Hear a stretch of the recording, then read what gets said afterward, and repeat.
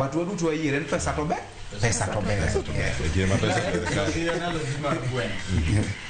bueno en le moro ma akia kung'eyo ga seche moko po kidwa chinje but aneno ka kidiro ne grains to giringo gichamo in some joy, ineno some fulfillment seche ma gichamo gini but ntiere ma very skeptic and just midiro ne achiel ni to ineno ka obiro, so we have to distinguish between the two. Tinga ma mi pesa for sustainability, tinga mi pesa because maybe odwaro buza milima. Yes. You never understand. So koro mi matin tinga no kama is sustainable.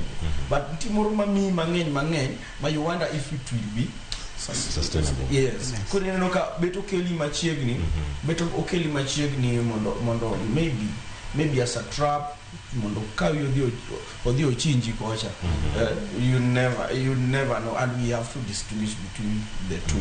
But I agree, ni pesa era is very very important. Yes, anadwa medo wach nikech kaka an nyako matiyo gi nyithindo manyiri.